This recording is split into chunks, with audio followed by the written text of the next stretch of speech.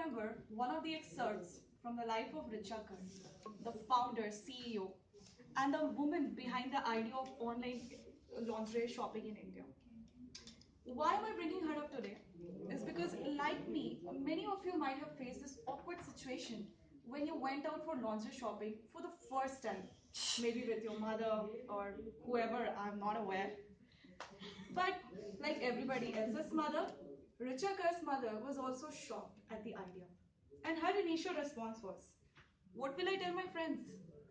What am I gonna tell them? You're gonna sell bras and panties online?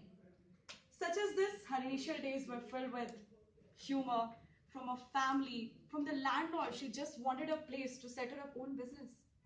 Now, I'm citing this example today because for me personally, she's one of the most inspirational figures who has defied all boundaries.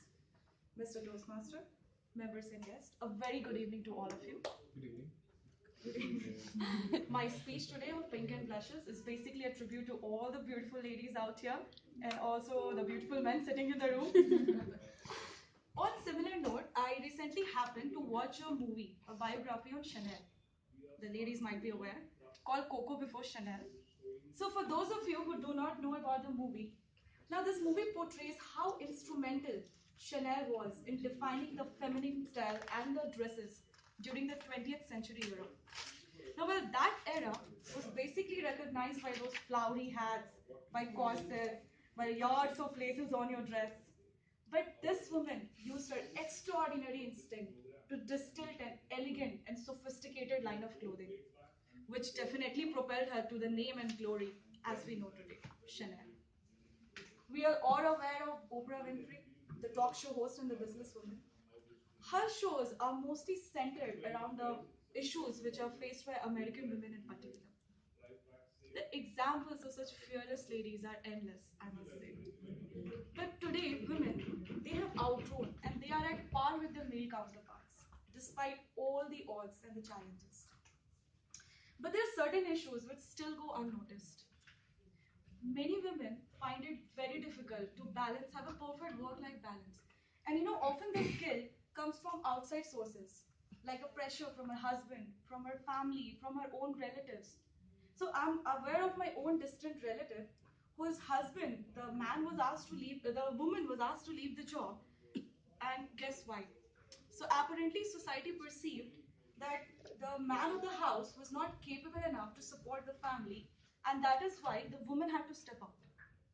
Well, such notions, they are widespread in almost all strata of society, but they are very, very less spoken of. I'll address another sensitive issue, that is the discrimination at workplace. Now, I was going through a few recruitment interviews on Quora, where despite all the technical know-how the women possessed, she was asked one last question. Are you married?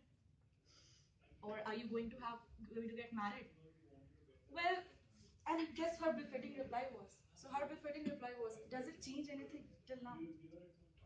Well, such issues, they are very, very less talked about. So another funny concern which I have heard many a times is women with extraordinary beauty and pretty faces, they are measured very light in intellect and logic.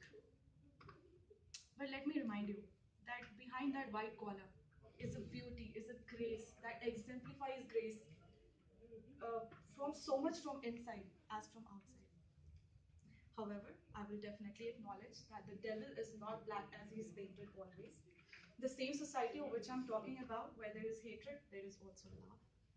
Now, the very reason I'm standing here today, and behind everything I've achieved so far, is definitely the love and support of my family, who at some point in their lives might have encountered social protest from somewhere, maybe in tiny magnitude.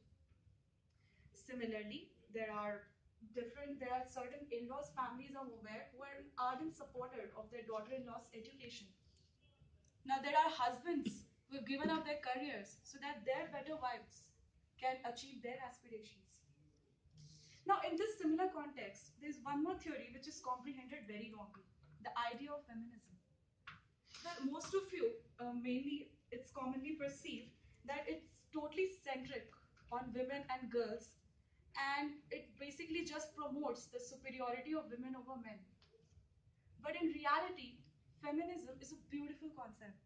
This visualizes the social world in a way that eradicates all the forces that actually give birth to these oppressions, this inequality.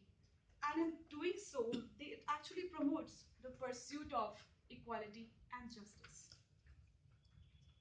Hopefully, by the end of this speech, I'm able to create certain difference and change few notions. Well, I would like to end on a note by Audre Lorde. So this is a very beautiful quote. So it's not our differences that divide us. It's basically it's not our differences that divide us. It's basically our inability to recognize, accept, and be comfortable with our differences. A holistic progression of society is possible and guaranteed only if the two elements of society, that is men and women, they embrace and accept and are tolerant of each other's differences. And only then I believe that by this act of complementing each other, we will definitely advance towards our idea of an ideal society.